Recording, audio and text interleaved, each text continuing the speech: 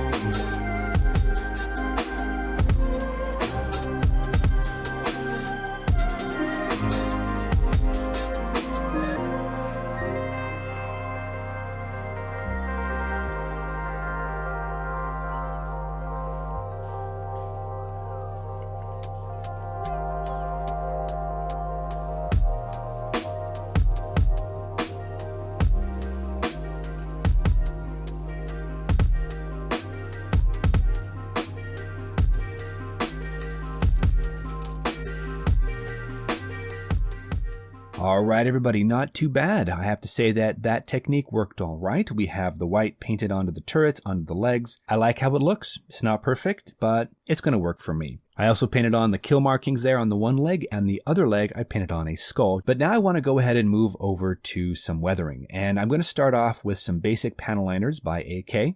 And we're going to go with the one that's made for blue and gray. I'm going to go ahead and overcoat everything gray with this panel liner. And once this is dry, I'm going to come back and I'm going to remove it off of the high parts, on the turret armor, on the legs, sub-hull. Try to leave at least all of the dark wash into the recesses. I don't know if this is going to work, but I'm going to try it. After this is done, I can start using some rust washes. And I have a couple that I picked up specifically for this project from Mig that actually have a light rust, heavy rust, and a track rust. So there's a lot of variation we can do with those. So let's go ahead and dive into our next time lapse. And I'm going to go ahead and work with this panel liner. Then I'm going to go ahead and grab our rust wash. I'm going to go over everything with a couple different rust colors. And then I'll come back in and I'll hit the other panel liner for the legs. So let's go ahead and try it out, guys. See what happens.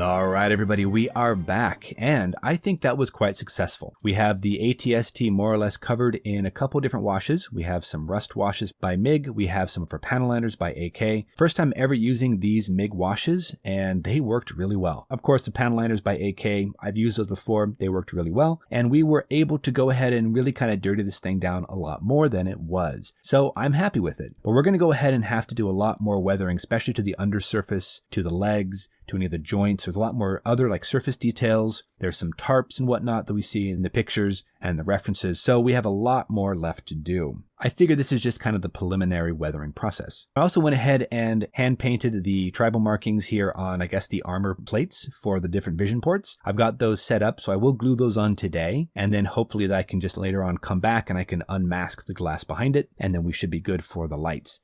Now, one thing I do want to go ahead and try to do today is I wanted to add in a couple of extra wires. Like I mentioned, there's a lot of details that we don't have here on the kit just yet. So these are basically the beginning of those details. So what we're going to do is I'm going to drill a couple of holes in the bottom hull, and we are going to take some length of wire and we're going to go ahead and glue them in and drape them as if they're hanging, kind of like gravity is pulling them down. And we're going to go ahead and glue those in. I'm assuming since this is somewhat more of a repurposed vehicle, maybe it's some sort of field modification. I don't really know. Doesn't really matter, to be honest. So I thought we'd go ahead and use our pin vise, drill in the openings, and then we'll glue in one end of the wire. And then once we kind of have the setup where we want it, we'll go ahead and bend it and tuck it underneath the armor plates in the very front of the ATST's hull. Then at least you're not going to be able to see the end of the wire. It doesn't have to terminate into anything special. It's just going to tuck up inside, lost behind the armor plate. Then once we have this one kind of dialed in, I'll go ahead and drill 2 more holes, and then we'll put in 1 extra cable. Now, because the wires are blue and white striped, we're going to have to go ahead and after we install them, we'll come back with some NATO black, and I'll just paint those.